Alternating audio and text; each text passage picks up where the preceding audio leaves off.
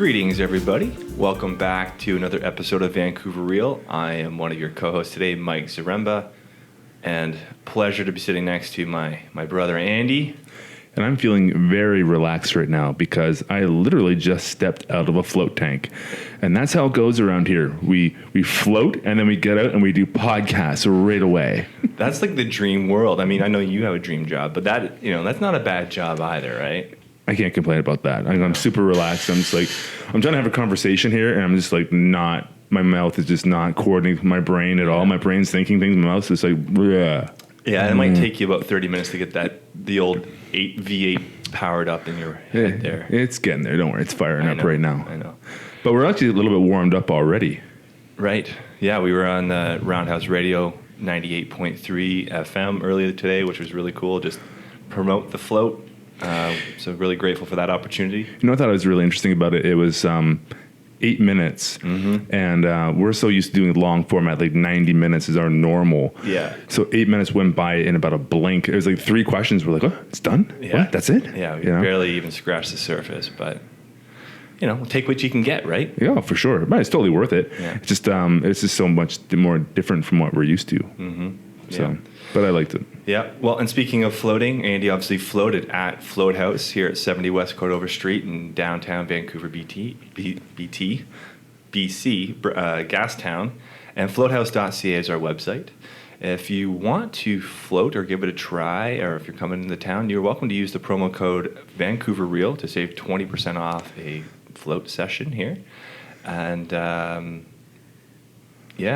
we also want to plug Omega Point YouTube channel. Omid Pakvin helps us behind the scenes here at Vancouver Real, and he does a great job with our post-production, so we always want to give him a shout-out and ask you to go check out his YouTube page, Omega Point. It's a very high-quality video content source that highlights very interesting speakers such as Graham Hancock, Joe Rogan, Ram Dass, Alan Watts, all these really unique individuals, and he mashes up these different sound clips and puts kind of like, thought-provoking, intriguing content out there. So definitely go check out Omega Point.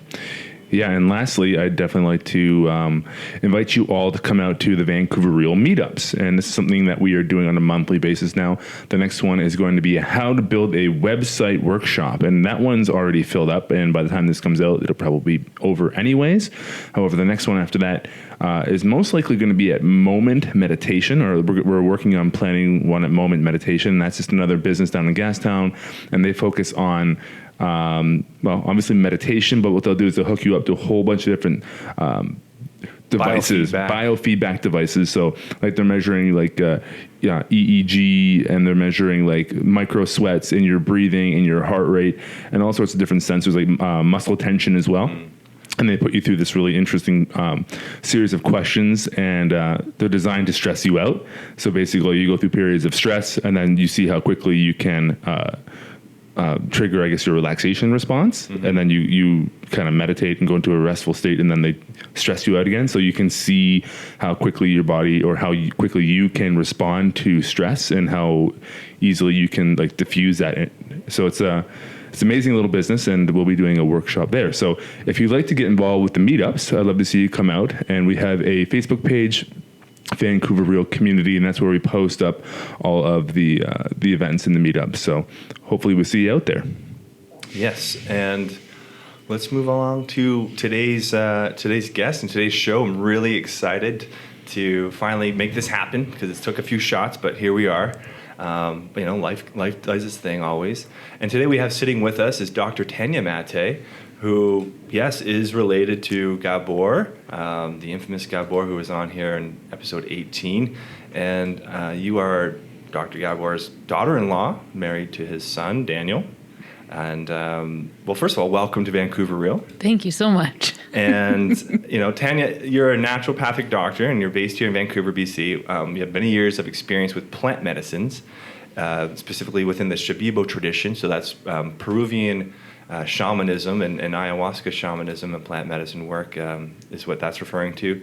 And you combine a background in the biological sciences with a deep reverence for the world of plant spirits. In bringing together traditional shamanic and Western culture worldviews, she helps people make sense of their own growth journeys in a way that is accessible and user-friendly.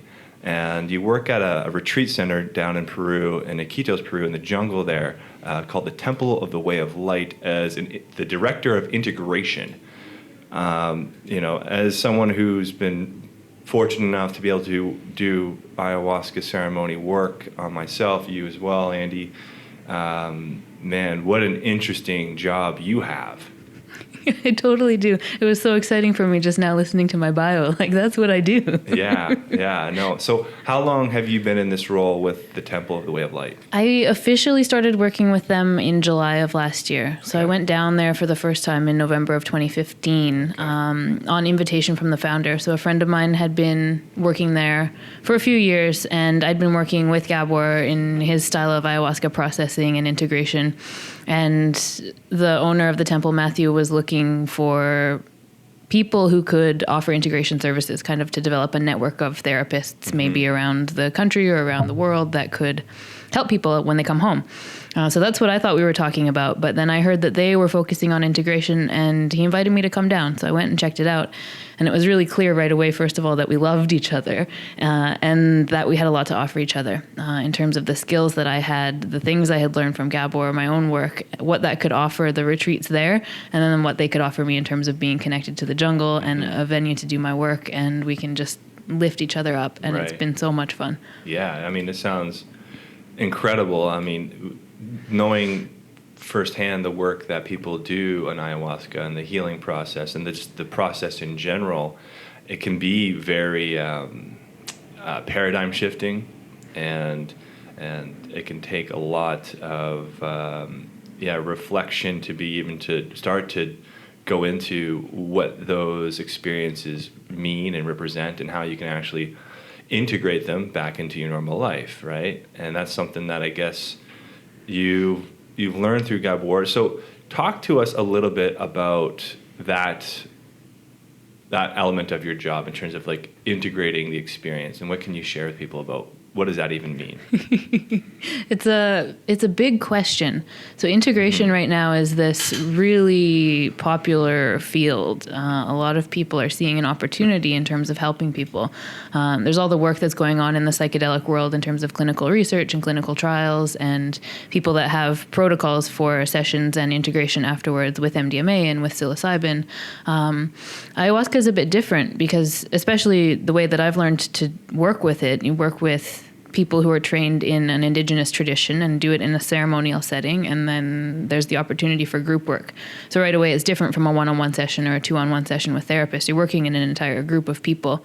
At this retreat, this family develops. People have the opportunity to be themselves and get connected to things that are important to them and open up and be vulnerable in ways that they've never been with their friends and family. On top of that, it's in the jungle, you're connected to nature, it's so beautiful and everything is meaningful, and you're doing this really, really profound work. And then you go home. Right. Right? And either you go back to the cubicle. Exactly. You go back to your cubicle, or you back to your family, or you go back to the city where everything's made out of concrete. And I mean, Vancouver is a beautiful city, and it's still hard. People are busy and going about their things, and it's really difficult to talk about it. It's really difficult to know how to talk about it. It's difficult to relate to other people or have the experience of feeling related to other people anyway. And yeah, for a lot of people, drinking ayahuasca is one of the most meaningful things they've ever done. Especially first-time drinkers, it's one of the most meaningful experiences they've ever had. And then to come home and not know what to do with it or how to talk about it, it can have a real impact. Right. And I can imagine, sorry. I was going to say, I can imagine like when people come back, not only did they have this really profound, intense, life-shifting experience, but now they have to deal with like the stigma of, oh, you went into the jungle and you took a drug. Yeah. So everything you're about to say after that really doesn't count to me anymore, Yeah. right? Or, I mean, that's not always the case, but I'm sure a lot of people, when they go back to maybe going back to their office job and they start talking to, Joe at the water cooler, and they're like, so how was your vacation? Oh, I was talking to some spirit plant medicines, and I had some great insights about my grandparents and my ancestry, and I think I healed something really deep and profound within myself.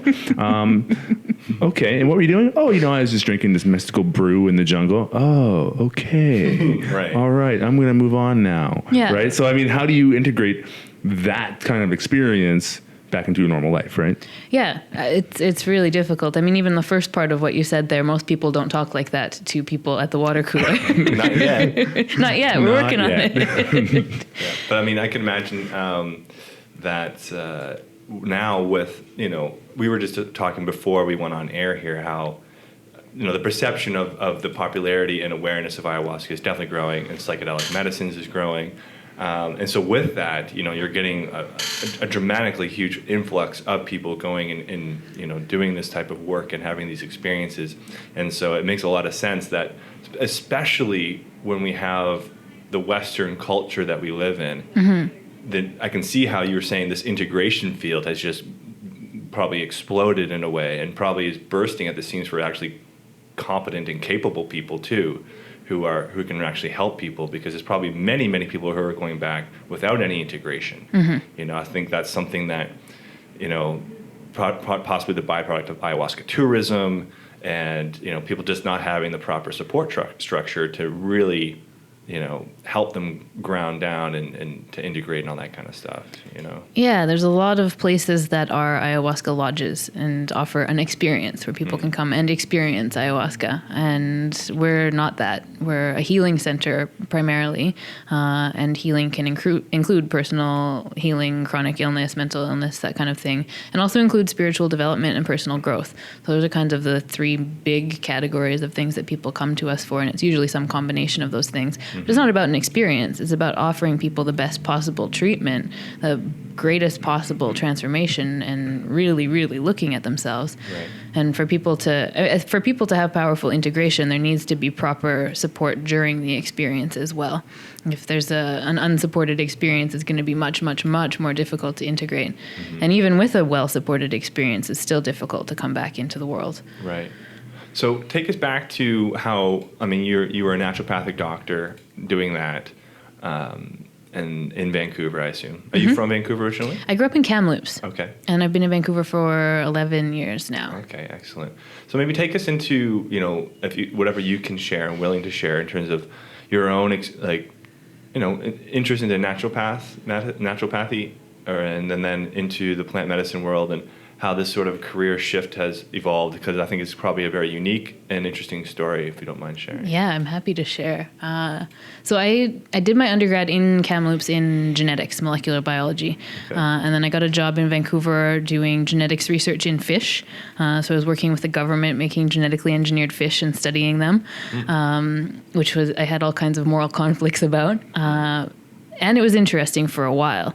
And I remember I was doing that, and I went to a party actually down the street, Hastings Street. It was in Gastown many years ago, and I remember writing an essay about this when I was in naturopathic school, and this is the questionable part. I was on mushrooms. I took mushrooms for this party and had this really profound realization that I wanted to help people. Like shiitake mushrooms, or like portobello? Reishi mushrooms. Okay. No, psilocybin mushrooms. And this is the part that I wasn't sure if I should include it in the scholarship application, and ended up doing it and not getting the scholarship. Oh. And I don't know if it's because of that or not, but it was important to me to be open about that. So mushrooms part of what helped me realize that I wanted to help people. And then I started looking at the different ways that I could do that. And it turned out that naturopathic medicine was already this perfect blend of science and art and philosophy that I had been searching for. So I signed up for naturopathic school and started doing that. And while I was in school, I started going on retreats with Gabor. And so I had signed up to go on a retreat with him right around the time that documentary came out. You guys have seen the CBC documentary? Yeah, I've seen that. Yeah, The Nature of Things. It's called The Jungle Prescription. It's excellent. If you haven't seen it, you should watch it. So that came out, and Health Canada called him up and said, you need to stop doing what you're doing. And after that. And so they stopped having the retreats in Canada. And then a year later, I ended up going on a retreat out of the country. And the moment I stepped into the circle, I was like, I want to do this. And the moment we went to the ceremony, I was like, this is like home. Like, I love this. I want to do this. And so I started going on Gabor retreats to work on myself, but with an expressed interest in learning to do the work that he does. So kind of stepping into an apprenticeship type position. And then ended up meeting Daniel, his son, and getting married and marrying into the family. And it's a good way to get in there. It's a great way to mainline Gabor Maté. You know, Exactly. He's kind of hard to get a hold of sometimes. So if you can marry your way in, then you're like, you got it. You know. Yeah. Anything for the cause. Yeah, exactly. No, but actually, that Daniel was Gabor's son was like, oh God, that's Gabor's son. I can't possibly be attracted to him. And we met as friends. And then over time, it turned out that we couldn't be just friends. And I wrote him an email and told him I was in love with him. And it was like embarrassing and really cute, and I love him a lot.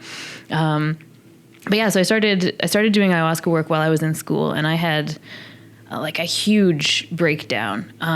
So part of my own process, right, maybe a year before I started drinking ayahuasca, I got hit by a car on my bike. Oh. I was riding on Commercial Drive, and it wasn't Ouch. that bad of an accident. I didn't fall off my bike, but I ended up with kind of whiplash of my whole spine. And it just wouldn't get better. And I started going to practitioners and started trying to find anything that could help. There was one chiropractor that helped me, and definitely a deeper personal inquiry process that got opened up out of it. One of the things that started happening aside from chronic pain was that I started having PTSD symptoms, but not connected to the car accident. It was when people would touch me. And like people would come and touch me, and I would totally freak out and have panic attacks, and it didn't make any sense to me. So then I started drinking ayahuasca, and the first retreat, I remember I developed a whole new relationship to pain. Like I learned how to accept pain basically. And then lo and behold, it went away, and I didn't have back pain after that. When you say accept pain, do you mean that you still feel it? Yeah. But now you're okay because you're creating some sort of separation? Is that what's happening? I don't know if it's separation, but it's definitely a new relationship to it. I think most of Western society is built around trying to escape from pain. And so if you're trying to escape from it, instead of looking and say, hey, what are you actually trying to say to me here? What is this actually about? So there's just a willingness to look at it and be with it and allow it to be there. The suffering comes, I think, from avoiding it. The resistance to, that I don't want this right now. It shouldn't be here. Yeah. So this pain shouldn't be here. I want this to stop. I want to make this go away. Versus, hey, I have pain. I wonder what this is about. Right. Yeah, and actually it's a good book that can maybe help people in that kind of looking at how pain or other things in our body can, you can have different relations with it, and that'd be Anatomy of the Spirit. Yeah. You read that book? Yeah. Carolyn Miss? Yes. And so she kind of goes into that kind of stuff a little bit too, just like what the different things in your body are kind of, what they're communicating to you. Yeah. I mean, obviously you do have like sometimes a physical acute injury that happens, but the body is well adapted to healing. But if there's a lingering thing there, or if something gets like, ongoing, comes chronic, quite often there can be, there's other things get energetically and metaphysically or, holistically, let's say, gets kind of jumbled up in that injury sometimes. And there's probably different levels that have to be addressed to heal it fully. Yeah. Or like Gabor's book, When the Body Says No. Right. What's your body actually saying? Great. Yeah. That's probably a more appropriate book reference for this podcast, but it's true. And that's really interesting. Actually, I want to kind of go back to the point you made about you would have like a PTSD like reaction when someone was touching you, because I was having a conversation with my girlfriend, and actually, thank you, Jessica, for recommending. She's like, why don't you have Dr. Tanya Maté on? Thanks, Jessica. Like, yeah. So we were talking about this of like how some people, when a practitioner is coming on to them and like starting to do work, they get this like PTSD response or stress response. So I think it's not that uncommon. It's definitely there. But is that something you were able to clear with the medicine work as well? Yeah. So this goes into a whole bigger story. Okay.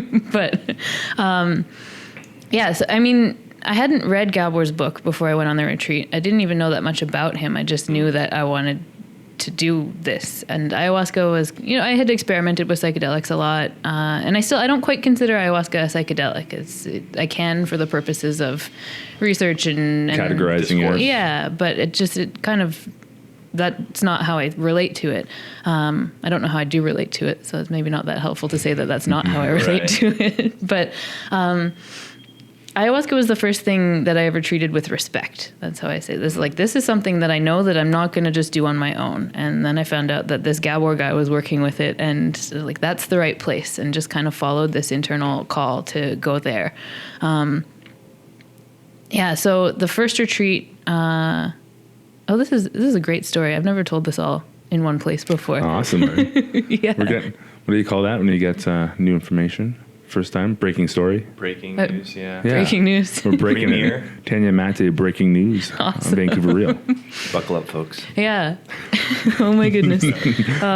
So the pain thing was part of it. And then the major realization on that retreat for me. So these retreats, it's not group therapy, it's group process, where Gabor leads a group process that is based in looking at people's life experiences through an early childhood trauma lens. So taking the case that everybody experienced trauma of some kind. The definition of trauma is not what happened, but the disconnect from yourself that happened as a result of whatever that thing was. So everybody experiences that to some extent, some people more severe than others, and how sensitive you are. The more sensitive you are, the greater the chances of events being traumatic. So there's this kind of early childhood lens that looks at what happened, what story you developed out of that, and how you got disconnected from yourself, and then how that's still playing out in your current behavioral patterns. And then using ayahuasca to help inquire more deeply into that, into childhood, into those memories, into those experiences, into freeing up those emotions, and then working with the shamans or the maestros or the healers to really do that energetic surgery that's required to clean that up. The thing that I discovered was that I have synesthesia, which is a mixing of the senses. And this was a thing that I used to read about. Like, I read about it in med school. I read about it in psychology class. Like, that's so cool. Like, I wish I had that. Right. Yeah. But it was all I ever knew. So my particular version of it is that when I have strong emotions, I see colors. And when I hear sounds, I see colors. So there's this it's just how it is. Like, I'll hear a loud sound sometimes, and it's not the sound that wakes me up, it's the flash of light inside my head that wakes me up. Oh, wow. And I think lots of people who take psychedelics or drink ayahuasca will have this kind of visual experience connected to their senses. Same with when you're floating, I'm sure. When, you go into a dark space and there's not distractions, you can see these things. I definitely had that today. Yeah, like when I have those like midday floats around siesta time, like, and you're really just like in between waking and sleeping, it gets pretty interesting. Yeah. Cool. So it's just something, to me, it's kind of an example of the way that I related to the world that I didn't know was unique or particular to me. And everybody has some way that they relate to the world, some lens that they see the world through. And until you actually examine it, you don't know that you're looking through a lens. Right. So for me, it was just normal that I would feel things in color and hear things in color. And then also, because that was kind of weird, and who knows how real this is, but because it was kind of weird, because I was so sensitive, I learned to suppress that. So I learned to not talk about it. I learned to not talk about it, basically. Explore it personally. Definitely not explore it personally, and just have it be this secret thing that it turns out is actually meaningful in terms of how I do relate to the world. Like, it's really colorful and vivid for me, and I suppressed it for so long because that was like a shameful part of myself. So that was really liberating for me. Yeah, what's really interesting? I've been listening to this podcast, Be Here Now. It's like all of old Ram Dass's old lectures. Okay. And he was talking about how most people are actually much higher up than they give themselves credit for. And people, see things, they see auras, and they're like, oh, it's just the light's playing tricks on me. Yeah. And they totally just downplay it, and they're like, yeah, it's nothing, right? But then it's interesting how this experience has kind of made you aware that that's actually part of you, and that you can take that and understand your reality better because of it. Yeah. It's been amazing. I would say one thing that has really shifted for me from working with ayahuasca has been just becoming into a better openness to the mystical element of existence Mm-hmm. and reality, something that kind of gets really, I mean, I'm generalizing for sure, but it seems to get kind of squashed in Western culture a little bit in terms of like real mysticism. But ayahuasca, like, really for me opened that up, and like, wow, that is all completely possible. And, you know, and that was like for real, like, paradigm shifting for me, and like, and how I relate to my life and how I relate to existence and the universe and the earth and my family and like everything, all my relations. Everything. Right? Yeah. And is that something that you feel ayahuasca can, I mean, I would say ayahuasca seems really well suited for that kind of shift in people. Mm-hmm. Do you see that a lot with your integration work? Yeah. Yeah. And then so when someone like is expressing those types of shifts to you, like, how do you approach it, like, in terms of helping them integrate that? Yeah. One of the cool things about mystical experiencers are not ultimate reality. They're a high level of consciousness. They're a really cool place to go, and they have incredible healing potential. And when you have an experience with that level of consciousness, it becomes a really powerful reference point. Like, everything else becomes a little bit less real in comparison to something that you just know that it's true. And so, especially working with healing trauma, which everybody has experienced, when all you know is your limited worldview and you're identified to yourself as who you are, and you have all these stories and all this pain and all this trauma, that still comes back. Ayahuasca doesn't take that all away forever, but you can shift your relationship to it and heal from it. But especially in the early stages, or in the cycles later on, I guess, people can still be afraid, and people can still have anxiety, and people can still have depression, and people can still deal with all these difficult emotions. Right. But when you have a mystical experience as a reference point, it's easier to come back to that and look at your problems as less significant, less heavy, less meaningful. Because here's this thing that's way more meaningful that you've experienced. Right. And one thing you touched in there that I want to kind of just ask you about, and I don't think there's any way to really know this necessarily, but just to get your kind of thoughts on it, is like, you said the mystical experience can be extremely healing. Can you maybe tell us more about what you mean by that? Yeah, so if illness is a symptom of trauma, which by trauma I mean the disconnect from self, something that allows you to experience who you really are. So if you look at the work of, say, A.H. Almas, there's essential qualities of oneness or of spirit or of human, or I'm not so familiar with how it's talked about, but there's the personality and there's the essence. And the essence is like a diamond in that there's different facets of it. There's different qualities of it, and love and joy and peace and compassion, and all these things are part of your essential self. And so a mystical experience, or an experience of pure unconditional love, or an experience of peace or oneness, or however it occurs for that person, just like I was saying, all of those things become more true, more real. So from that place, it's easier to, that is the reconnection. Like, that is the reconnection to yourself. So if all this other stuff becomes less significant because you're reconnected to yourself, it's easier to heal from it. I don't know the answer. Can I ask you a very specific question? And this Sure. is something, I'm not sure if you guys talk about this at Temple of the Way of Light, but at Spirit Quest, Don Howard was talking about Dr. Citos as a spirit familiar that would come in during ceremonies and actually like Dr. Citos. Oh, sorry. I thought I was picturing like a Greek man, Dr. Citos. No. Dr. Citos, Spanish. Yeah. How do you say it? That's Dr. Citos. Yeah. Oh, okay. Yeah. So same. I'm saying it right? Yeah. Yeah. I Okay, think, good. Because this has been like a little thing for a while, and they kept on making fun of me about how I was saying. Dr. Citos, like it's a person named Dr. Citos. Oh, okay. But it is just Dr. Citos. Yeah, it's one As word. in like, Oh, okay. Like Cito in Spanish means like little doctor. yeah. Little doctor, exactly. So he talks about how they come in and they actually work on people and on people's bodies. Is that something that you guys experience as well? Yeah, it's. Inside the Shipibo tradition, ayahuasca is one plant, but there are many, many other master plants, and the healers, the maestros, the shamans who are doing the work have done many, many years of plant dietas, learning to have those plant spirits as their allies to be able to use them for medicine purposes. And so when the ceremony is open inside the Maloka, there can be hundreds, thousands of plant spirits there, ancestral spirits there that are doing the work on the people. And sometimes they can direct that work with the Iquitos, with the songs that they're singing. We talk more about all of this stuff.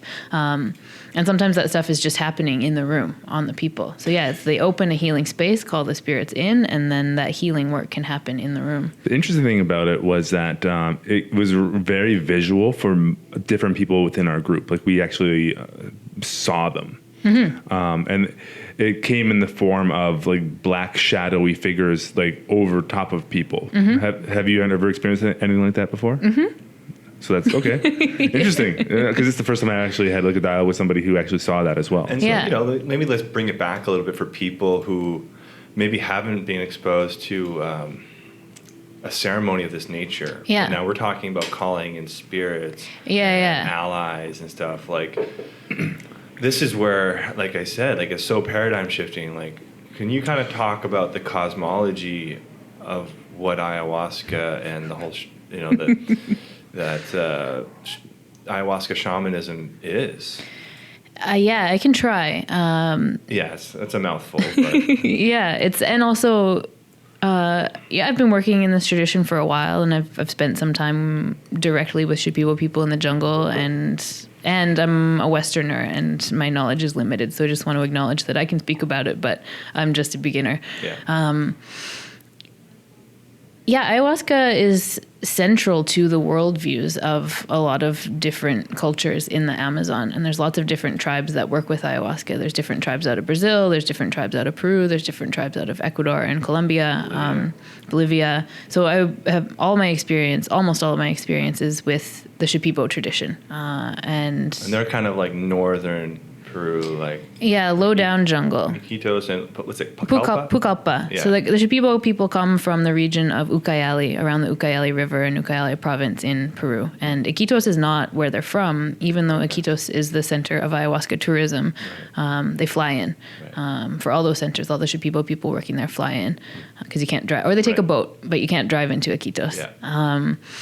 So ayahuasca is at the center of the cosmology of the worldview, and ayahuasca is something that helps show people the way. And within this worldview, plant spirits are conscious things. You can have relationships, dialogues, teaching, learning relationships with plant spirits. It's normal to be able to talk to and listen to plants. And like when you're talking about, shamanism and ceremony and sacred space, these people who are able to create this ceremonial space, this is kind of where, unfortunately, science can't really get into it. You can't really get into it. And this is just speaking from my own experience and Jess's experience when she was at Spirit Quest. And it's interesting how seriously they take the entire protection of people that are there. And when you first walk into the Maloka and you've never seen one before, like a full out one like they have there, you're like, wow, this is real. Like, this is like voodoo. You know what I mean? You start thinking like, this is like, there's like this crazy mesa and it's like, there's candles lit and you're like, this is some serious business. Shipibo and ayahuasca. So, garments on and...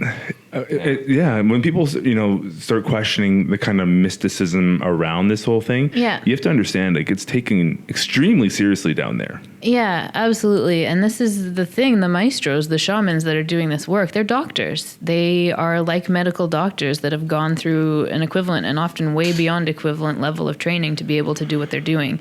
It's just an entirely different medical system than the one that we're working in. It's completely different from any Western paradigms of healing. And it does involve spirits, and it involves energies, and it involves dealing with the root cause of things and trapped emotions. And the way that they learn to do what they do, it's often they start quite young, but as 15 years old, often their parents and their grandparents are also medicine men, doctors, maestros in the communities, and they'll start dieting plants and start learning from a very young age. And a diet with a plant is kind of like a relationship with a plant. And to go into that diet, you can either, traditionally, it's in isolation. So go into the jungle with a mosquito net, and that's it. And your maestro will bring you plant medicine every day, every second day. Sometimes you're alone for long periods of time. And mostly you fast. Sometimes you eat. Traditionally, it's just rice, plantains, and steamed tilapia. Some diets have different fish that you can eat with it. But mostly fasting or eating very, very plain foods and very little of it for extended periods of time, a week, 2 weeks, a month, 3 months, a year, sometimes in isolation. There's also kind of a modern adaptation of it so people can still be in the world and live their lives, called the social dieta, where you still open the diet, you eat a very, very restricted ayahuasca diet, so no salt, no sex, no pork, no alcohol, no drugs, no flavor of any kind, no citrus, just really like rice, boiled chicken, no fats, really, really, really plain food, and learn from that plant over that period of time. And the way that they talk about it is that the plants come and teach you in your dreams. And the social diet kind of can offer real-time integration of the teachings because you don't have your vices and things to escape into. So each of these diets with other master plants, so there's a whole world of master plants, but tobacco is a master plant that's used a lot in ceremony, and coca is a master plant, and toei is one that people hear about sometimes, and there's ahosacha and irasacha, and like there's all kinds of master plants. Bobenzana. And different families will have like different favorite master plants that they work with. But each one of those is kind of like, this is such a like it's not even close, but can very loosely be compared to a course in med school. So say this is your anatomy course, or like this plant is your physiology training, or this plant is this. Like, that's not how it works, but it's like once you have a collection of enough courses, you actually learn how to be able to use those plants in ceremony as tools. And is that typically when they would receive an Icaros sometimes? Yeah. So during the Dieta is when the Icaros come. So Icaro is a healing song, and the melodies for these songs, there's different kinds of them. There's some that have been passed down through the generations. There's some that are for celebration. There's particular songs for sadness. So there's some that have certain lyrics that have been passed down. But then there's also, every practitioner has their own unique set of songs, and the melodies of those songs have been given to them by the plants. So when they're on these dietas, or sometimes after these dietas, and usually in isolation, start to hear the jungle singing, and the melody of this song will come. And that melody becomes a healing tool, or like a surgical instrument. So use that melody to sing in the ceremonies. And it's like there's an intention to do the work. There's a vision of what work needs to be done. There's the melody of the song that happens. And then there's the words that get put on top of that. And in the ceremony, as the Icaros are being sung, the words are present moment, dealing with what they see and what's emerging in that person at that time. So it's a really, really high level of focus and of concentration and of skill, and many, many years of highly disciplined training to be able to do that work well. Right. So, I mean, one of the things that comes up for me when you're saying all this is how there are a lot of people practicing ayahuasca who maybe, I know people who are still in their 20s practicing ayahuasca as like, a maestro. Mm-hmm. What are your thoughts on something like that? I think it's dangerous and irresponsible. There's different ayahuasca traditions, and there are all kinds of neo-shamanistic traditions and people using ayahuasca in the West in different ways. And there are even traditions, like there's churches. There's the Santo Daime and the UDV, and there are some well-established kind of groups of people that work with ayahuasca where nobody is the shaman. People come and they drink ayahuasca and they sing songs. That can still have a healing effect. The community aspect of it, working with the medicine, can still be healing. But when you're talking about this deep trauma work and this deep surgery and real healing, I think it's really important to respect the traditions that have been in existence for thousands of years. To me, it's like you taking a scalpel to you and trying to do heart surgery on a weekend. Want to give that a go sometime? No, thank you. Yeah, Don Howard at Spirit Quest talks about like his whole thing, especially he's a Wachumera, so he practices with Wachuma, and he's a master Wachumera, in my opinion. He's incredible. And he was explaining how, he didn't have a lot of people to work with. I mean, his upcoming... So he had to do a lot of, like, different research on his own, anthropology, and also working with Wachuma he keeps trying to find the oldest... Or, he really respects the older ways. Mm-hmm. They're very traditional ways. Mm-hmm. And he says, like, they learn their ways in a very, I don't know what the right word is, but like, for lack of a better word, a proper way of how to work with these things. And like, he just believes in the old traditional applications. He believes that they had it right necessarily, and they were kind of in a very pure form with it. And I mean, it's not to say that things can't evolve and all that, but I just always really respected that. And then personally, when I'm in ceremony, especially let's say with ayahuasca or wachuma, I mean, I've had this experience where I sense the presence of whatever I'm sensing. Maybe it's Mother Ayahuasca, maybe it's my essence, I don't know, but I sense, the one time I felt it was ayahuasca, and I could just sense how ancient she was. Like, I'm like, this being, this energy, whatever this is so old that like it was like incredibly humbling for me as like this humanoid to be in this presence. I was just like humbled beyond belief. I was like, you are so ancient, and I have to respect you. And I just believe Don Howard was on to something with this kind of traditional work. So I can, kind of see how that take of people who are doing this neo-shamanism work, do they have the full story? Have they done the years and years of work that it takes, Yeah, I mean, I believe there's room for evolution of traditions, but I think respecting them is important. Mm-hmm. And humility is important, and ultimately, I don't know, and it depends on what your intention is. But I prefer to work with experts. Yeah. So, if there is somebody that's listening and they feel like that this might be something they'd like to give a try, what steps should they be taking? What are some signals that might be indicating that maybe this is something for them? Like, how would you recommend somebody like start off if they're even intrigued with it? Yeah, I've got two completely opposing answers to it. One is to like go out and do some research and get some information and watch some videos and read some articles. And the other one is don't do any of that because it's going to bias your experience and set you up with expectations. So maybe there's a middle way, like do some research. I think that's a really good start. In terms of where to get good information, I wish I had some solid recommendations. The temple website is a really good place to start for Shipibo shamanism. I'm really proud of the content that we have up there. It's quite extensive. Joe Tafur, who used to own Niue Rao, Centro Espiritual, he's a medical doctor he's a Colombian-American medical doctor. He just released a book on ayahuasca. What's it called? Fellowship of the Serpent? Something like that. Anyway, it came out like a couple days ago. I haven't read it yet. I just ordered it. I suspect that's going to be a good source of information. Talking to people who've done it is a good start. Right. Going to conferences maybe is helpful. Yeah. And actually, speaking of that, you're going down to the Psychedelic Science Conference in April, and you're going to be presenting? Yeah, what am I doing? I'm doing a community forum on integration. The temple itself is going to have we're going to do a little mini screening of Mark Silver's upcoming documentary on ayahuasca, which is going to be awesome. And then we'll have like a little temple discussion there. And then I'm doing a day-long workshop on integration with Julie Megler from Erie in San Francisco. Okay. They're kind of one of the longer-term established integration organizations. And then Catherine and Ingmar from the Psychedelic Education and Continuing Care Program in New York. So the four of us are doing an oversold out workshop on the Monday, which is really exciting. That's, really cool. No, I was gonna go down, but then, and I actually had my ticket. My girlfriend and I had our tickets, but we had life-changing plans. Oh, so, no.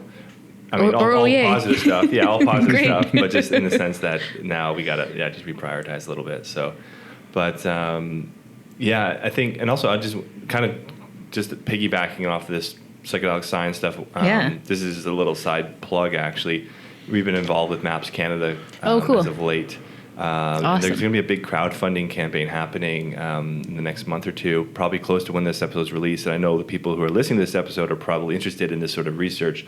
So go check out MAPS Canada Facebook page or website just to see the crowdfunding is for the phase 3 trials of the MDMA-assisted psychotherapy. And they're trying to raise $50,000 to further along this research. So just as a little side tangent there, just because it's relevant for this podcast, for sure, go check that out. But I mean, that's the thing. Like this whole I mean, I feel that Nap's work, the stuff you guys are doing down there, this like healing retreat, it's just going to completely revolutionize mental health. Yeah. It's. I mean, the studies, the results that are coming out with psilocybin and MDMA are just like they have unprecedented levels of cure rates. Not even just like improvement rates, but cure rates. It's really, really incredible stuff. And then ICEERS is another major organization in this world, the International, I'm going to get the letters all mixed up, Center for Ethnobotanical and Entheogenic Research and Science. You're doing a good job. Pretty close. Yeah. They're based out of Barcelona, and they're a really, really awesome group of people. Yeah. They also have the Ayahuasca Defense Fund to help people who get into legal situations with ayahuasca because it's not legal in most of the world. So they have precedents and lawyers and that kind of stuff. So Ayahuasca Defense Fund is awesome, but ICEERS does research as well, and they've been doing the largest ever prospective study on ayahuasca for quality of life and then for depression, anxiety, and PTSD at the temple. And the preliminary results are just unbelievably good. Right. Can you speak, this is a little bit switching subjects, but can you speak a little bit about the sustainability aspect of ayahuasca? Because I know like ayahuasca tourism is a bit of an issue. People are concerned that it's going to get overused and like it shouldn't be, like you said, it should be used in specific situations, not just something that people are doing for a good time recreationally necessarily. Yeah. Can you speak on that aspect a little bit? Yeah, I can try. I've heard differing views. Like obviously if everybody went to the Amazon right now, I don't think it would be good for the Amazon. First of all, there needs to be jungle for there to be ayahuasca, and the rate of destruction of the jungle still for oil and for wood and for farming and all of this stuff is a problem. With no jungle, there's no ayahuasca. In terms of, I hear that there are more people currently drinking ayahuasca than there is ayahuasca being planted. There are people working on plantations. We have a bunch of vines planted on site at the temple. So permaculture is one of our big things. We're partnered with the Chaikuni Institute, which is a nonprofit organization that focuses on sustainability and intercultural education and human and nature rights. And Aini Ayahuasca is one of the newest initiatives of it. Aini means reciprocity, so it means giving back, and it's something I would really encourage anybody who's drinking ayahuasca anywhere in the world to do, is to give back in some way. I think a lot of people who drink ayahuasca, a lot of people who end up going on any kind of healing path want to be of service and want to help other people. It's like, I think, a sign of good health that you want to help other people. Yeah, it's, I've heard before that sometimes our pain can become our greatest gift to the world. Absolutely. Right? So you've gone through this path and you've been there, so there's probably lots of other people that are on that same path as you and could use healing. Yeah. Speaking of which, I don't want to leave my story thinking that the only painful thing I've been through is that I felt colors and didn't know about it. Right. I want to come back to that too. Sure. Yeah. But first of all, the sustainability thing, it is in question. I've also heard people say that ayahuasca grows really easily. So just in terms of responsibility, like for your own safety, be careful about what centers you go to in Iquitos. Check them out. Find out what their reputation is. Find out what the people working there are trained in. Find out what lineages they're working in. Ask some questions. Find out what other things they're putting in their ayahuasca. Can you recommend some good ones? The only one I can recommend with my whole heart is the temple. We used to recommend Niue Rao, and it's a smaller center. I think it's still mostly good, but I'm unsure now that Joe's left. And then I just haven't been to other places. So there's a couple diet centers that we go, but I just can't in good faith recommend somewhere that I haven't been. Okay. Now, I want to bring up something. It's a little bit controversial and not necessarily the sunniest of experiences that I've heard about. And this is something Don Howard talked about when we were down there. Mm-hmm. And apparently there was a center where there was somebody very unexperienced running a ceremony. Apparently the owners of the centers kind of just took off and left. And they left one of their staff to host ceremony. Mm-hmm. And there's actually a Canadian and a British guy. Yeah. And I'm not sure if you've heard the story or not. I've heard the story, yeah. But apparently one of them, for whatever reason, attempted to murder the other one during ceremony. And then attempted to, and then the other one did. Actually turned the knife on the other guy and killed, and they were friends apparently. So this is like a disastrous, nightmarish story. And I don't want to by any means think that this is the norm.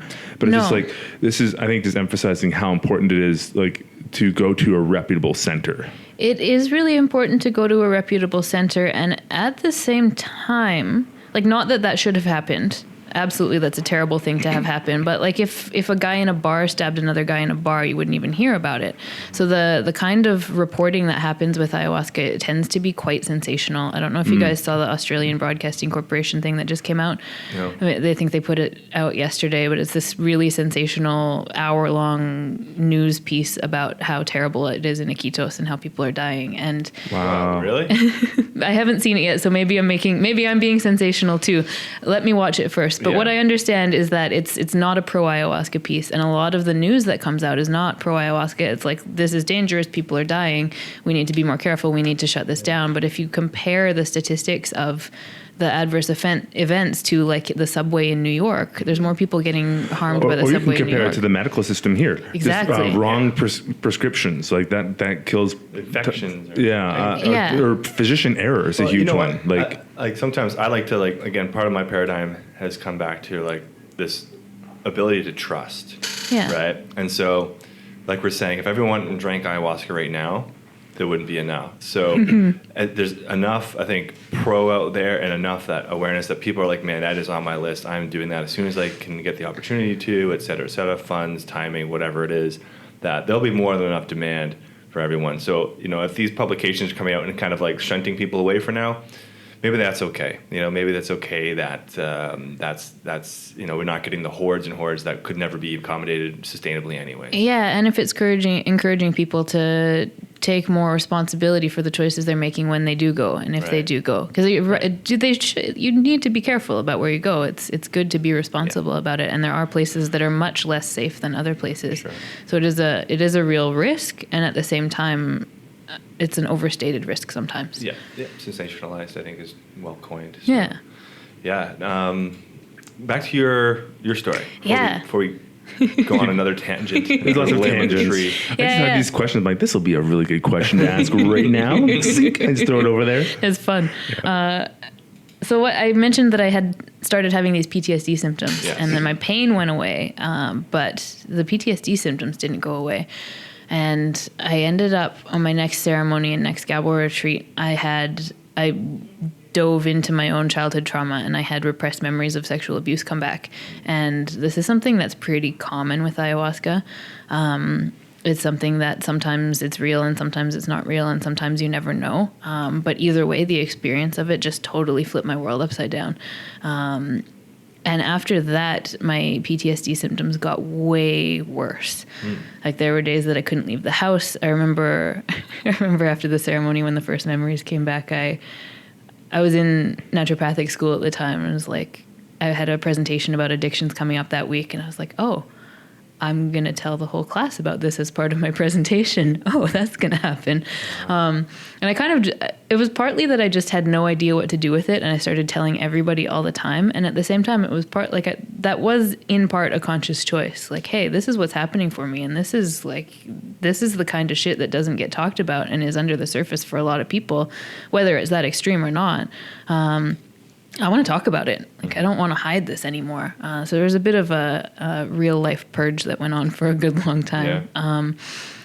But yeah, for a while, my symptoms got really severe. Like it would sometimes take me 7 SkyTrains to get on because I was too scared of people. And I emailed my whole class and said, nobody touch me because I will have a panic attack or get triggered flashbacks, whatever. Wow. And at the same time, there was a part of me that could watch that and be like, this is healing. Before now, I was just completely numb, and I don't remember. Before that, I didn't remember my childhood at all, and that's just how it was. It was like, well, there's these. There's this colorful part of myself that I suppressed, but most of that is just a black hole. And then beyond that, there was just a lot of numbing out and not knowing how to feel my feelings at all. So that was a really difficult year for me. And that's somewhere that I wish I would have had more integration support. I wish I would have known who I could reach out to. I had some. I'm so grateful for the some support that I did have, but there were also a lot of practitioners that I went to that had no idea what to do with me, who couldn't relate to the good or the bad, or even that I thought the whole thing was good as it was happening. Like, I'm suffering so bad right now, but this is so good. Yeah. And then not being received by people, like sharing the most vulnerable parts of me and the most meaningful parts of me with someone, and having them not get it was damaging. So it's part of what inspired me to be doing this work, to help other people with it. After that, I kept going to ceremonies and started doing dietas myself, and I don't have PTSD anymore. Like, it's just, it's gone. Wow. And so how long of a process was that for you? I mean, it's still a process. Sure. I don't know if it'll ever be done, but Sure. For me to get like stabilized, it was probably a year of really, really hard. And then it started to get easier. Like, I couldn't sleep if it was dark. I could only sleep if it was light out. I was just so scared of everything all the time. And it took about a year for that to kind of come through. And after that, it's just kind of increasing levels of healing. And I don't know when, like, the moment, I don't know if there was a moment. Right. Yeah. Well, They say ayahuasca is what I've heard it referred to before as a teacher plant, right? And during my experience, which I shared on the podcast a few episodes ago, if you want to go back and listen to that, go right ahead. I'm not sure what episode it was. The microcast number 3. You can go back and hear about my ayahuasca experience. But in short, you touched on it briefly in the beginning about experience of unconditional love. And usually when I would envision ayahuasca, I would envision like some kind of my own personal hell, in a sense, going through some really painful experience. Yeah. And I had done the same thing with a few psilocybin journeys before, like using them in a ceremonial context, but just having really difficult experiences. And I was going down to Peru, and I was just like, I really want to have one of those like loving experiences. I want to have one of those ones that I come out and I just feel great, and it's just like beautiful. And I was expecting the worst, but the interesting thing was I got that. I got exactly what I wanted. And I felt as though when I was having that experience, it was actually, in a sense, teaching me how to go there myself with maybe not even the medicine. Like, it was showing me this pathway within myself that I could access. And I do practice accessing that in the float tank. I was wondering if you could touch on just how, maybe that aspect, how it is considered a teacher plan and how it teaches people. Yeah. Ayahuasca is considered a doctor and a teacher, and that teaching aspect of it that's a really important, like you just described, a really powerful integration practice. And a lot of people in ceremonies will have these things that get taught to them, and maybe they realize it and maybe they don't. But ayahuasca teaches you in a way that is so specifically tailored to you and from inside your own head. It's like high-level mind training a lot of the time, and heart training. And if you can remember these tools, even whether it's sitting with a difficult experience, like being able to sit with that difficult experience is itself teaching. Right. And then being able to look at it in a different way is teaching. And then being able to access unconditional love, that's teaching. And if you can remember those teachings in your life, that's part of the work of integration. That's part of staying connected to the teachings, because these are the things that you learn, and it can actually make a huge difference for your life if you practice them. Would you say that is specific for the individual, or do you have a lot of shared experiences? I think there's a lot of common experiences. Common experiences, maybe the better word. Yeah. Yeah. Yeah. I mean, there can be shared experiences too, but there's common experiences. But I think it's it's a bit of both. This is one of the questions I have, is how to make integration accessible to all people. I think there's an element of one-on-one human interaction that's really important. And finding the individual, specific, unique teachings is a beautiful thing. And then there is a lot of commonality. There's a lot of stuff that is shared across a lot of people have mystical experiences. A lot of people go to hell. A lot of people experience unconditional love. A lot of people do all of those things in the same night. And you can speak to commonalities, but at the same time, the magic, I think, comes in the individual interpretation of it. I was listening to Terence McKenna on a Terence McKenna lecture on the Psychedelic Salon, which is an awesome podcast. Anyone listening wants to jump over that at some time. It's awesome after this podcast, obviously. But Terence was describing how his experiences would typically go, and it was always the same. Like, he'd go into, basically he'd move his consciousness into some black space, but within him. And that's exactly what I experienced. Like, I basically moved my own consciousness into some black space, and it's really difficult to explain other than that. But have you heard of things like that before, where people are like, you know, they're like moving into something, like they're moving their consciousness into a different realm, maybe? Probably anything that you ask me, have you heard of things like that before, I can say yes to. Right. I'm trying to think how to answer that in a way that's helpful. Other than just yes. Yeah, I mean, yeah, just yes. Oh, why are you asking? Well, because I feel like that experience was something that, again, like I can potentially access again by going into it. And I'm wondering if that's something that you've heard, that it's showing people like a path within themselves, as opposed to like, you know, is there some kind of method to it in its teaching?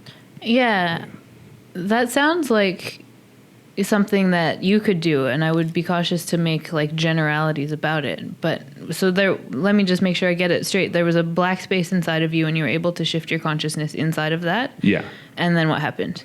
And that's when that's when I saw my inner child. And that's when I got bombarded with what I would consider to be like universal love energy, just like bombarding every sense of my being. Yeah. Yeah. Okay. And so now your practice is you can shift your consciousness into a black space and access the unconditional love? No, I feel like I can scratch the surface of that black space. Like I feel like I can see that pathway that I can move it into, but it's now not working with the medicine. It's like more difficult to do. Fair enough. Yeah. Yeah. And then is there an emotion that's there for you with the black space? It feels like warm. It feels like really, it feels good. Like I want to go into it. But and I do it in the flow tank all the time now.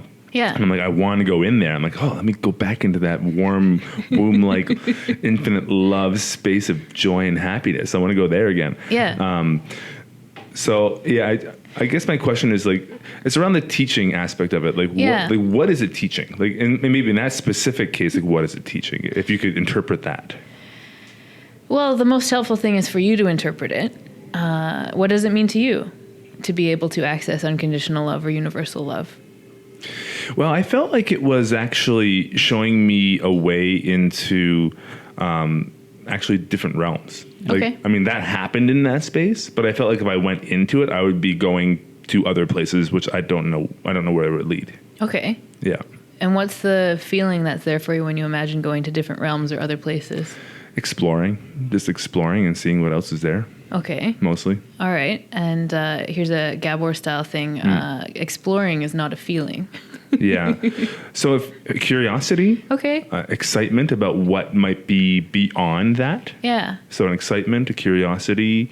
Yeah. Okay. And how does that apply in your life? I think it makes me realize that maybe this reality is more than just the physicality that we see, and there might be more to our existence other than just like the physical world. Sure. And how does that knowing help you in this physical world? That's a good question. How would it help me in this physical world? Maybe there's a sense of, there could be a sense of comfort there. Okay. Because it's like, oh, well, maybe there is other spaces you can go to when you die. Maybe it's not all just ending here if like it was all over tomorrow. Okay. Yeah. And then how about, I don't know exactly where this is going, but in terms of like your business and your podcast and just like you have a pretty creative life, you're an entrepreneur. In terms of that kind of work, how does that alter if you know that maybe there's more to this reality than you think? Well, one way I can think about specifically right off the bat is one thing Mike and I have started doing at Float House is not looking at sales anymore. Awesome. So we don't look at our sales. We just do this work. Yeah. And we just like say, this is our service to the world. Yeah. And we're just doing it. And like, we do the things that we need to do to facilitate this space. Yeah. And we don't even look at like what the sales were before we get caught up in, sales are low today, or we had a good day or bad day. And you're getting this emotional. We said, we're in this position where we have like an accountant who's monitoring that. Yeah. And we have like, a marketing team behind us, which is monitoring that. Yeah. So it's just like, well, we can just like execute and do this thing. And this is now our service. And we don't even really need to look at the dollars anymore, and we can just do this service. And I feel like this is like, for whatever reason, this is what we're doing with our life right now. Yeah. So we're here, we're doing this, and we're doing it more or less as like a way to give back. Yeah. Yeah. And that's connected to the uncertainty about reality. How? Simply that maybe this is just like the work we're supposed to be doing. Yeah. Okay, great. Yeah. Awesome. Yeah. So this is kind of how I work with people. It's, it's a bit more in depth one-on-one, but it's really an inquiry process where I ask people questions to help them come up with their own answers, connecting it to feeling, connecting it to experiences in early childhood sometimes, and then connecting it to what you're up to in the world. So there's a sense of like how you look at the world. And then there's this integration aspect is like, this is the physical reality we're living in. I don't know if it's real or not. Right. But So I guess you can touch on like the idea of like your dharma, your life dharma. Yeah. Basically like your life path, the thing you're supposed to be doing, right? Dharma or a calling or whatever. And if you get connected to that. Yeah. And it's basically like, instead of like living like and worrying about monetary anything and just doing this because we're called to do it. Yeah. For me, when I I had an experience that kind of like maybe open up that, wow, the spirit world is actually something that does exist. It just made me like something that I kind of like, until I had that experience, I didn't know for sure. Uh-huh. And for me, that's just been like, it's a lot more open-mindedness and kind of being able to accept something that doesn't make sense or it doesn't maybe necessarily fit into like my ideal situation, and just like, okay, I'm gonna just kind of trust here. Like the element of trust, like that's something that's a theme for me that's grown throughout all the times I've been able to sit in ceremony. Is like just this trust that it's all okay and that the process is what it is, and it's like ayahuasca is a process, life is a process, and just like it's like a microcosm of life in a lot of ways, and so just like being able to relate back to it. I think you're right. Like I didn't even realize that's kind of what I was doing in terms of like my experiences there were this microcosmic experience of life anyway. So, yeah.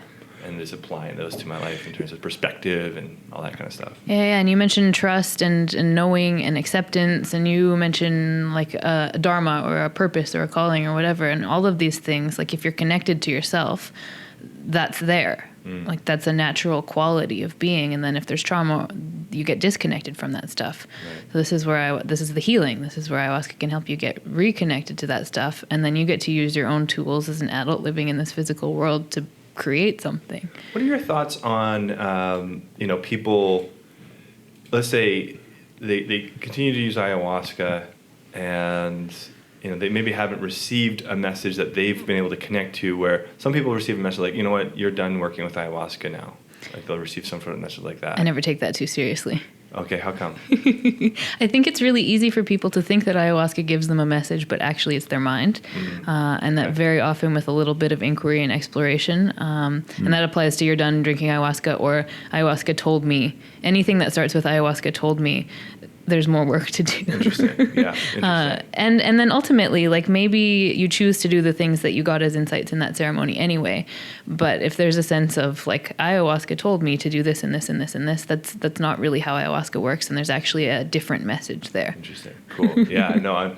I'm just because for myself personally, I continue to want to, in a healthy relationship, continue to go back and work with ayahuasca. I kind of go once a year right now.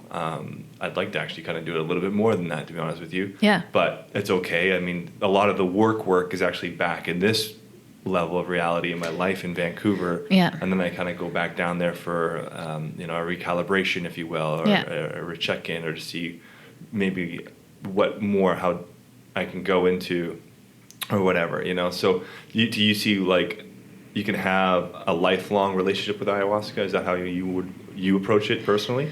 Yeah, well, I don't know. So far, absolutely. The commitment at this point is there for the foreseeable future. And right now, ayahuasca is the best relationship that I have in terms of helping me see myself. Daniel's a close second. Sure. Yeah. Partnerships are an amazing mirror. Yeah. Whew, an uncomfortable mirror sometimes. Yeah. Yeah, so there's ayahuasca and there's Daniel, and I've committed to both of those things. You know? Me too. Ayahuasca, that is. Yeah. Right. This is people talk about drinking ayahuasca. Yeah. It's, to me right now, it's a lifelong relationship. In the future, like if you look at Ram Dass, like he did LSD for a long time and then didn't do LSD anymore. So for me, for right now, it's working, and I respect that and I honor that. Some people drink ayahuasca once or come on one retreat and they get what they need and that's it. They never come back. Some people come on one retreat and they get scared and they never come back. And then some people develop a longer term relationship with it. And people in the churches, the UDV and the Santo Daime, they'll drink every week. And then people, like in the Shipibo tradition, like you drink ayahuasca for a while, and then it tends to be the path that people will start doing dietas and start deepening their relationship with not just ayahuasca, but with the whole tradition, with the world of the plants. And then you can just keep going with that. What would you say if somebody had a more traumatic experience and they did get scared and they're hesitant to go back? What would you tell that person? I wouldn't tell them anything, but I'd ask them some questions about what happened. Right. It can only, aside from the things that are traumatic that happen, like this guy killed this other guy, or, there's stuff that happens in this world sometimes, irresponsible ceremonies, unsafe stuff.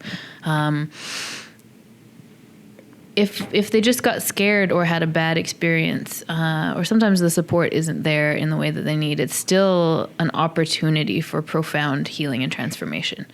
It's kind of like, for the most part, loosely, you can only be re-traumatized. Like there maybe are exceptions to that. There are horrific things that happen, but it's all a reenactment of a susceptibility that was already there. And there's a huge opportunity in something that was really difficult to transform that into a healing, a transformational experience. But it takes some work. And the more scary it was, the more work it'll take generally to break through it. But it's possible. Gotcha. So get back to work, people. Get back to work. Yeah. When you're down working at the temple, like actually on site, do you sit in ceremony as well? Okay.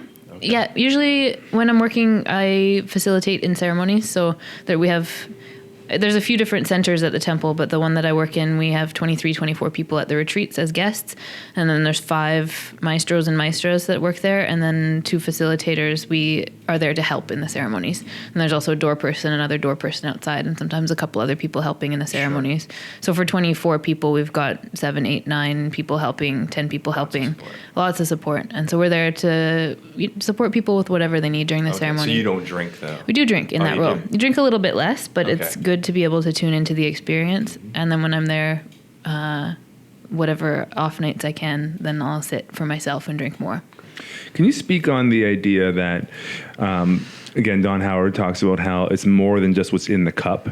There's a lot more to the experience than just the actual medicine. Whatever milligrams of DMT or whatever. One meaning that, people can all be drinking the exact same brew and have completely different experiences. Some people have no experience, and then the next night, that same person is having a completely wild experience, and then the next person beside them is nothing happens. Can you talk about that a little bit? Yeah, it's I think a common thing in the ayahuasca world to say that you don't necessarily get what you want, you get what you need, and it's not a dose dependent relationship. There's a lot of things that make ayahuasca difficult to study. There's like a very, very loose dose dependence. Like if you drink a bit more, you might have a deeper experience, but not necessarily. Sometimes you drink the same amount, the same person, like you're saying, 2 separate nights, and the first night they have no effect, and the next night they have a very, very deep effect, or a big effect in a deep experience. There's so much that goes into that, and it has to do with the ceremony space. It has to do with what that person's working on. It has to do with their openness, and it has to do with what they're ready for. And I mean, really, to try and explain it is, I don't know how it works. But again, with the right kind of support afterward, every experience can be turned into a meaningful experience. Every moment of what happens inside a ceremony can be meaningful. But especially the ones where people say nothing happened. Interesting. Nice. Yeah, someone says, well, what from your experience of working with people through this process, when someone when someone doesn't have noticeable experience during ceremony, they say, "Oh, I didn't really feel much, nothing really happened," and then they do have something. What are some of the common themes that can create that sort of non-experience quote ceremony for them? Then, what? Just out of curiosity, what are some themes that you've observed that block people from having the experience, or what kind of things do they experience? I'm kind of curious about that. Give them that experience, and it's I mean, this is again very loosely general, and it's some of the things that I've seen, but it's not by any means the full explanation of it.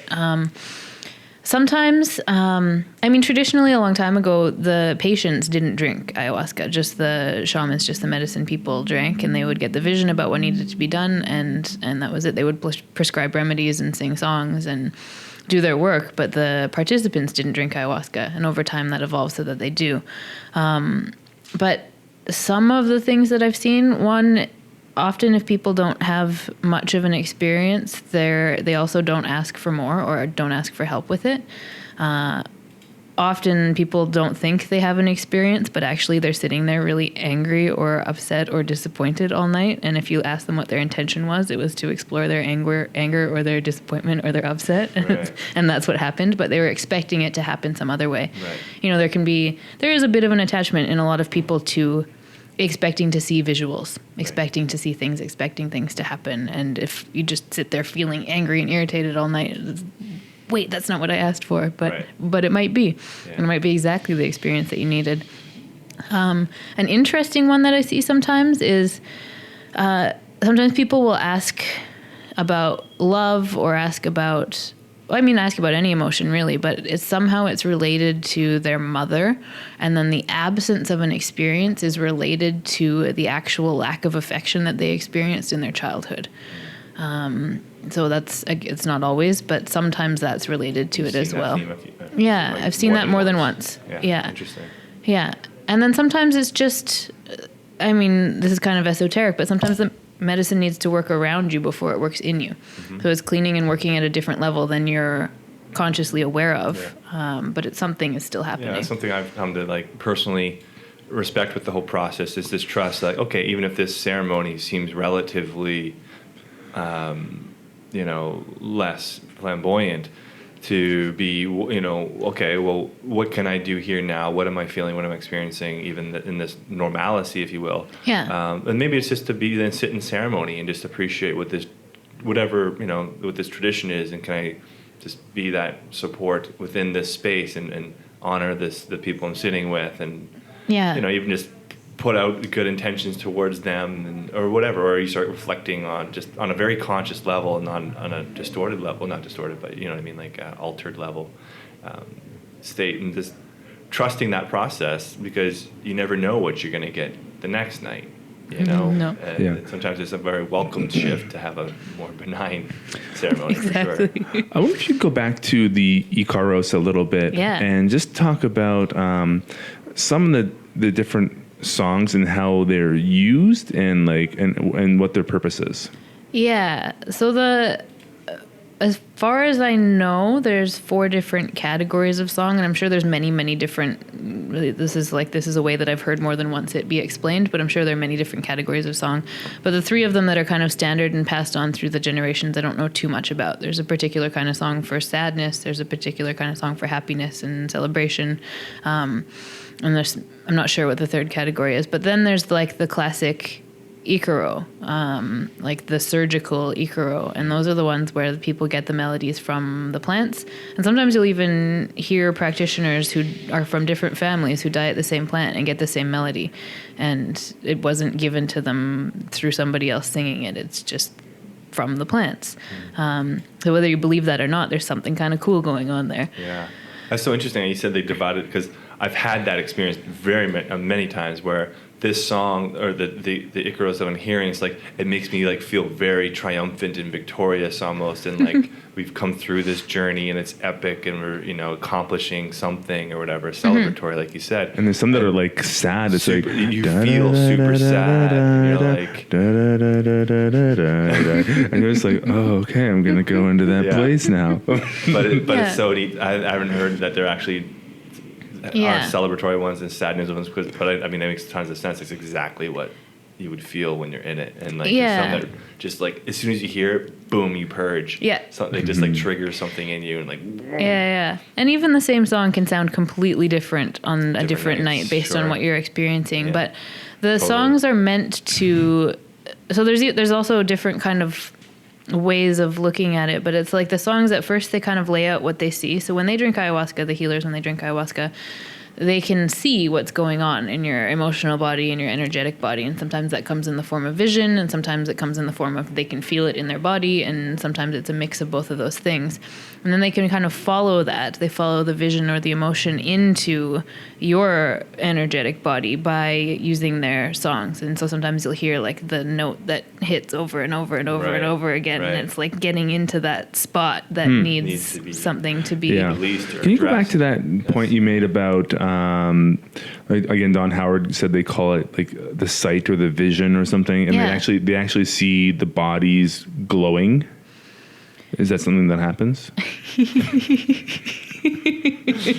All these yes or no questions. Well, this is something like I didn't personally experience, but he said that like over time you get this ability to see like a glow around people. Yeah.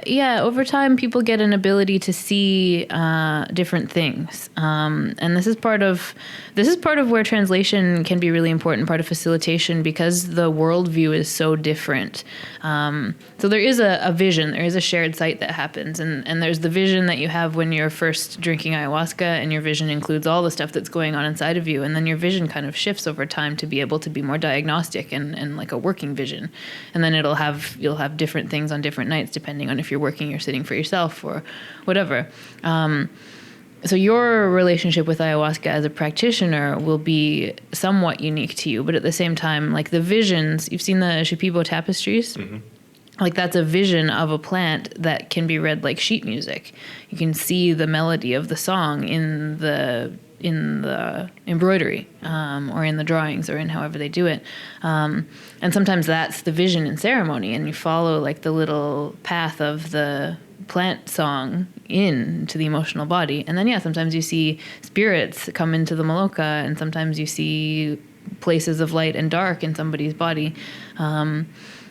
So yes, and then sometimes you see darkness, and sometimes you see all these things. But talking about like it's something that you learn from the plants. That vision, it's something it happens partly from a teacher that helps you, and then partly from dieting plants, and learning how to work comes from dieting plants.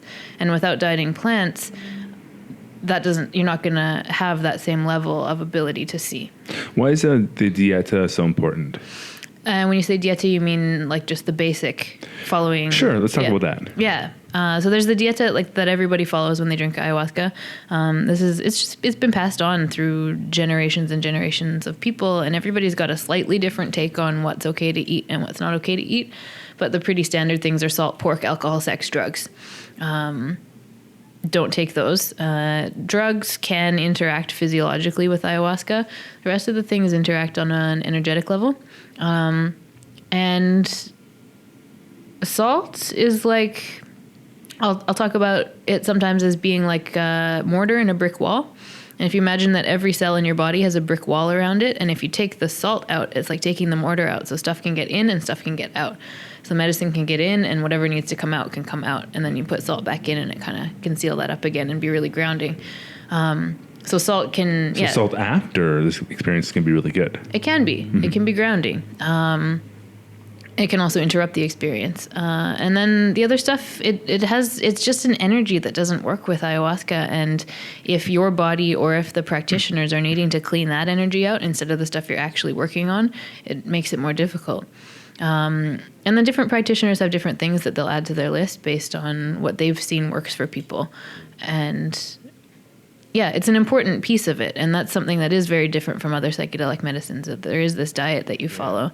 Yeah, I find for myself doing the Dieta also becomes almost like a symbol of my intention in a way of like, how much am I kind of focusing on it and like trying to adhere to it and being really honest and integral with it.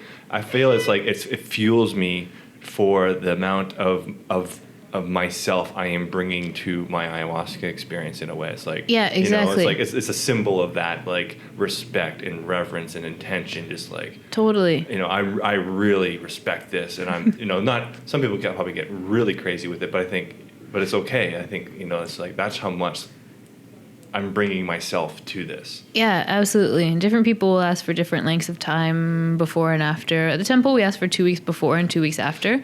And that's how I'll talk about it with people as that like active commitment to this healing process you're about to go through. Right. It's like whether or not it interacts physiologically, energetically, who knows?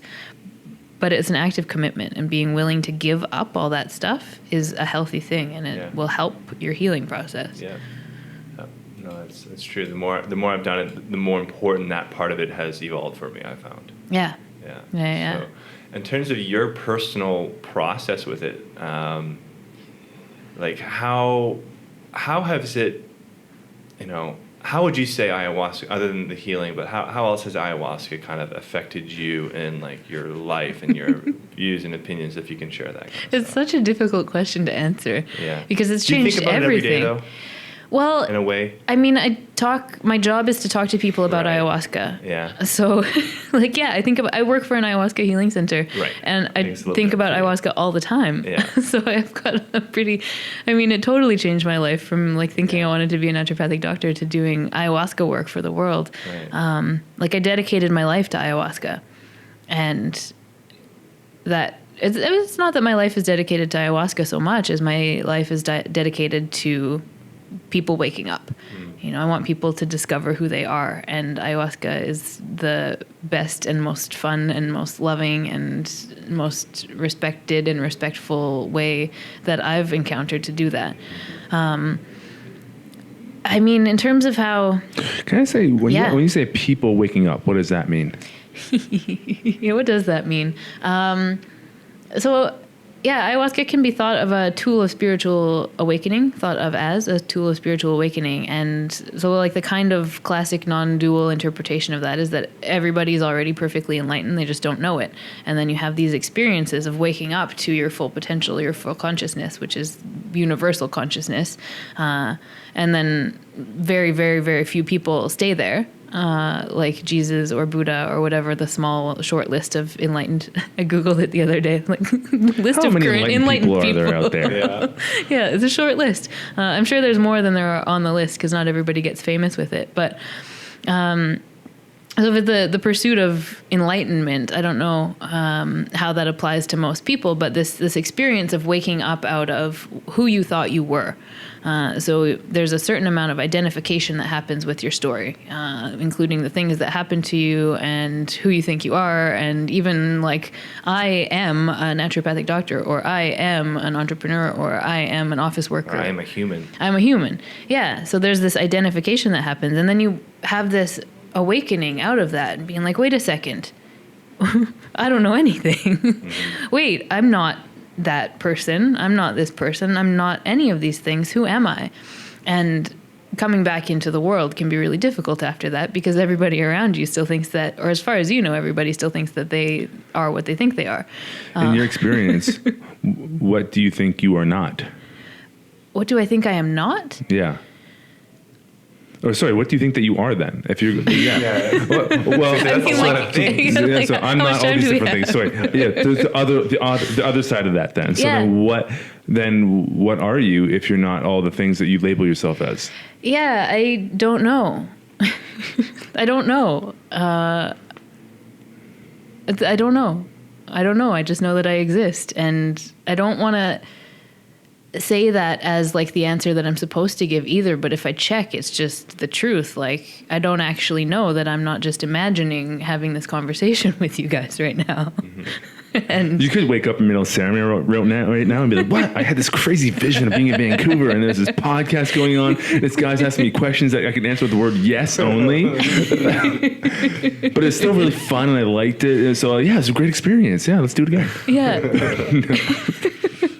Yeah, but then sometimes, it'll still happen that I think, like, I get so caught up in something, or like something happens and I got to deal with the situation, and then it's like I become that situation, or I get angry and it's like I become that. So it's like I don't remember all the time, but if I check, I don't know. I like that, when you remember, right? Yeah. I like to practice that when I drive. When you're driving in Vancouver, that's a great time to practice this kind of thing. It's just like, when someone's just not letting you in or not letting you merge, or there's a million different things that's going on the road, right? Yeah. It's like, okay, all right, I'm just gonna be here, and and I don't have to buy into that. I don't have to. I used to do it when I was really frustrated at school. We had mandatory attendance at naturopathic school, and it just drove me crazy. We had to be there, and I would sit, and people would be like talking about these things, or they'd put up their hand and ask a question that I thought was ridiculous. They had a question. I was being the asshole. But then I would catch myself and I'd be like, I wonder if, let's just say that this is all imaginary, why would I have put that person there doing that thing right now? And at least it was more fun. Yeah, it's a way to test yourself. Yeah. I was talking to Ken Brunn the other day, actually at one, and he has interviewed a few podcasts back. If you want to go check that out after this one. And he's talking about the idea that everything can be your guru. Yeah. Like literally everything can be your guru, right? So that's that same, think about that person asking that question, why is that bothering you? Yeah. Everything can be your guru. And I think it's helpful for people to have some training prior to everything can be your guru. Like, I think it takes a certain amount of skill to be able to understand that. I don't know if I'm making any sense, but like, these things are hard to talk about. Yeah, it's really difficult to put words to it. But I think it's helpful to have had some kind of awakening experience first before just trying to get enlightened by looking at a rock. You might be able to sit with a rock for like 20 or 30 years and get there. But I think there are faster ways. And that's like ayahuasca is a pathway to something, to home. And so is therapy, and so is yoga, and so is meditation, and so could be sitting with a rock for 50 years. So it's partly about which pathway calls to you, which pathway is called to you. Floating, you could float every day, That's true. All of these things are ways in. Which ones do you want to use? So basically, you're like an enlightenment biohacker. Like, I'm going to hack my way to enlightenment. I don't know, though. I don't know. It doesn't necessarily make it. That's a silly question. I'm just kind of joking. I want to ask you, just in case you didn't know. Offensive. How dare you say I'm hacking my way to enlightenment? Don't release this interview. I don't want the Shabibos hearing this, okay? Seeing how the temple is where they're at now with their organization and what they are as an entity and all that. Where do you see it in like 5-10 years from now? And, will it be hiring? That kind of thing. Like, where do you see it kind of going? Yeah, well, the cool thing what is... What are their plans, if you can share any of those? Yeah, we did this amazing... I told you a little bit about the staff training that we did at the beginning of the year. Yeah, it sounds amazing. It was like, I can't believe that a staff training like this even happened. We started... I wasn't there we did an iboga ceremony over 4 days, and then did a trauma therapy training. There's a guy, Miles Schertz, who works with us, who does conscious communication. So he came in and did some conscious communication training, which is similar to nonviolent communication, and then also facilitated a bunch of staff meetings where we cleared the past. So everybody talked about all the shit that they've been sitting on for months, years, and we've been in operation for 10 years, working in a deep shadow trauma spiritual healing center. So, there's shit that happens in any organization. Imagine the kind of stuff that happens there. Yeah. So we got into all of that as a community, and then we went into ceremony, and then I did some processing work with people, bringing it back to their own individual histories and childhoods. And then we had a collective visioning session. After like 2.5 weeks of all that work, we all sat down together and spent 3 hours. After everything's been cleared away. Yeah. And the crystal ball has like been polished. Yeah. Cool. And it's a big vision. We want to be like we already have an excellent reputation in terms of safety and in terms of quality work. We are leading the pack in terms of ayahuasca healing centers. We're very, very good. Do you have a 5-star review on Google? I give us a 5. I think we probably have 4.8 or something on Google, but I think that's Who's good. the one guy out there? He wanted to Yeah, get who's you that into one guy? Giving them a 1. No. I was angry in my experience. 1.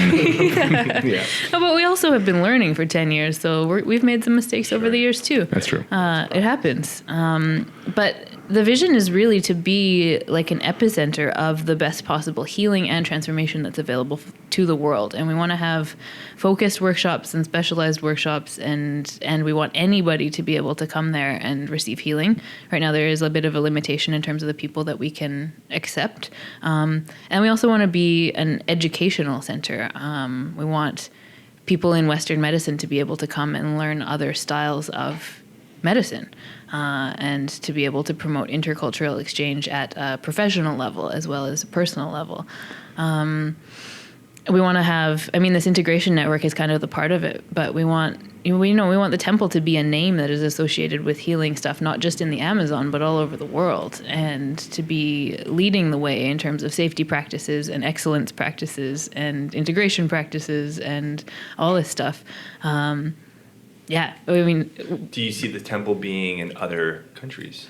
Maybe, and maybe not with ayahuasca specifically. Right now it's legal in Peru, which is obviously a major bonus, but who knows what the future of ayahuasca is legally, sustainably. But yeah, I see us at least being able to do workshops in other countries, to be able to offer training, education, community. That's a word I can't believe I don't think I've said yet, and is like the most important piece of integration is community. There was one guy from ICEERS that said, if people had communities, integration wouldn't be necessary. Right. Yeah, but it's part of the Western condition that everybody is alienated and dissociated a little bit and cut off from each other in terms of real, genuine connection and emotional competency. And do you believe that's a potential product of being disconnected from their self? Exactly. Yeah, and it reinforces it in society. Right. Yeah, but you see the people that start to lead the way. You get connected to yourself. It's much less scary to share yourself with other people. But yeah, are we hiring in the future? Maybe. Are we training people in the future? Maybe. Mike's like sliding a resume across the table right now for those of you that can't see. It's like, please accept my application. I think I was really close to going down this past year. We ended up going back to Spirit Quest. Just, I think my girlfriend was a little more comfortable with, I don't know, just going someplace familiar versus someplace brand new. But I've heard amazing things. Dr. Dan Engel was on our podcast. Oh, yeah? Back in the day, and I got in touch with him, and he says the temple is incredible. So yeah, you have to come. Yeah. And we started doing some of these special workshops, and we're going to be developing more of them, and just kind of really looking at what the best what's the best in Western facilitation, psychology, spiritual understanding, trauma work, all that stuff that we can bring to support this process as it happens. Ayahuasca. Yeah. Get some tanks in the jungle. We had a guy who actually wanted to do that, bring a float tank down there. I'll tell you what, though, actually, after during your downtime, especially when you maybe haven't slept a lot the night before, that would be a really nice thing to do. Yeah, the salt, I wonder. I wonder about the salt. Well, it's magnesium. Yeah, I know. So I don't know if it's different, but I don't know either. Mm-hmm. Yeah, that'd be the one Let's thing. find out. And the other thing about it too, we'll go float and drink some ayahuasca, see what happens. You know, no, I'm just kidding, just joking again, people. What was I going to say about floating and ayahuasca? And I forgot. I lost my train of thought because of my joke. I don't know. It'll maybe come back to me, Float or maybe tanks. not. No. No. Next question. One of these, the special workshop stuff. So this is part of the new thing that I'm bringing to the temple, and other people are starting to bring. But working in this processing style that Gabor has trained me in, that I've apprenticed with him to learn, and now I'm offering that at the temple. In July, we did the first ones there. So I did one, and then with my friend Deanna, who's now starting to do them, who's trained with Gabor also, and Daniel and I did one together. That was a lot of fun. Right. He is a musician. He writes musicals. And he is taking a step back from ayahuasca facilitation for now. Okay. And then we did a women's retreat in January, right before the conference. Saw that. That's really cool. It was incredible. Yeah. Yeah. I had a dream about doing a women's retreat, and I never would have thought that I wanted to do a women's retreat. But I had an actual dream about it, and I emailed Matthew, and I said I had this dream, and he said, let's do it. All right, I guess I'm doing a women's retreat. Yeah. But there's a couple more coming up in the year, April and August, where I'm doing this processing style that really helps dig into the childhood stuff. How many people do you think are, I mean, there's obviously Gabor that kind of paved the way with this, yourself now, and the one other person. Are there any other people that have worked with Gabor as an apprentice role? Are there more? I guess Devin Christie's maybe one. Yeah, Devin has, and she's kind of doing her own blend of things. Okay. But yeah, Devin's worked with Gabor, and then we're starting to take people in apprentice roles at those retreats sometimes. Right. But yeah, in terms of like who's actually doing it, it's not very many people. It's such cutting edge stuff. And do you see that as a future area of growth within the whole ayahuasca? I sure hope so. Yeah? Okay. Yeah. Cool. Nice. What sort of background do you think serve that kind of work? Yeah, well, this is a question I actually get a lot from my clients is how do I learn how to do ayahuasca integration work? Like, this has helped me so much. How do I learn? Where do I go to school for this? I'm like, there's no school for this. Yeah. I think background in any kind of professional healing program is helpful. The further away I get from school, the more grateful I am for my professional training. There's just certain skills, certain levels of competency that come from going through a program that difficult that are really helpful to the way that I do my work. So whether it's counselor, doctor, naturopathic doctor, nurse, any kind of lawyer, like professional something is helpful. Healing background is also helpful, but the most important thing is to have done your own work. Right. Yeah, and also to have a lot of experience with ayahuasca. And again, not that I have a lot of experience with ayahuasca, I've got some. What would you call a lot? I think if you've drank less than, for integration work, if you've drank less than 50 times, then that's crazy to say that you're doing ayahuasca integration work. Right. And then really, like, you should have drank a good number of times to start and have some diets, some plant dietas. Because if you don't have that, then again, but there's also people who can work with others. So not every tradition has dietas in them. And if you're working in a different way, then that's all right. But in terms of the way that I think it's good to work in the Shipibo tradition, if you're supporting in that kind of way, it's good to understand the tradition a bit deeper. Right. Yeah. No, that's cool. I think it's important to, I mean, obviously there's a spectrum and there's, outliers and things like that. But I think, giving some people an idea of like, oh, okay, so after 20 ceremonies, I'm not an expert. Yeah. No, and I'm not even an expert. Right. And, I stopped counting at 100. But yeah, I think good start of 50 ceremonies, some background in some kind of profession, preferably healing profession, and then some kind of somatic trauma therapy training is definitely not going to hurt. Right. It'll be really helpful. Cool. And then Gabor started offering sometimes, not ayahuasca specific, but compassionate inquiry trainings where he's starting to actually teach his style of inquiry. Interesting. And I mean, it's a really beautiful system that he works in. And because I've learned it in an apprenticeship way, and because I have medical training, sometimes I forget like all the stuff that's in my head and like how advanced it can actually be. But it's a really, really beautiful, simple, but complex system of inquiry that's based in trauma therapy, trauma theory, early childhood development, neurobiology, non-dual spirituality, and pulls from all these different areas to ask the right questions. Cool. It's really exciting. Yeah, no, it's awesome. Super interesting stuff. So all of this stuff is like, to me, it's like, I don't understand. I've said this so many times. Why it's not like one of the most talked about things on earth right now. Personally, I'm like, it's so fascinating. And what it is and what it can do and what its potential is. So. Yeah, going back to that idea too, it's like, we're in our little ayahuasca bubble and we're like, hey, we're all these happy ayahuasca people that are healing themselves. What do you think is preventing it from getting out there more? Yeah, I don't know. I mean, it's totally new to Westerners. Like the first Westerners that were drinking it were in like a couple of them in the 50s, and then like in the 70s, the McKennas brought it to Hawaii to plant. And then in the past like 5 years, it's been, I wish I could see a curve of it, but it's quite popular, but still not. I mean, it's pretty mainstream. There was an article in Rolling Stone about the psychedelic renaissance the other day. But in terms of what's preventing it, I think if anything, it's probably either the way that people talk about it or the lack of the way that people talk about it. So people don't have the skills to share their experiences with other people in an empowering way. It's not empowering for them, and it's not empowering for the people around them. They have no idea how to talk about what has happened. And then you either get people like me who just talk about every single detail of it, not so much the good stuff, but like the horrible stuff, or you get the people who talk about like the visions of whatever birds and stars and the moon and the planets, and like people can't relate to that either. And there's no like grounded, educated, emotional approach that is like, this is what I got out of it that I know you're going to be able to understand. And I think giving people those kinds of skills, and that's part of the framework for integration, is giving people skills to understand their experiences and to be able to talk about them in a Western context. Because in the jungle, you can talk about it however you want to talk about it or not talk about it at all. Some of the traditions, they encourage you not to share, especially the more sacred stuff, because if you share it, it kind of diminishes it. It's supposed to be a gift for you. But the environment is set up so that people understand you, because other people are having the same experiences. They know what you're talking about. They live with plants. They talk to plants. It's normal.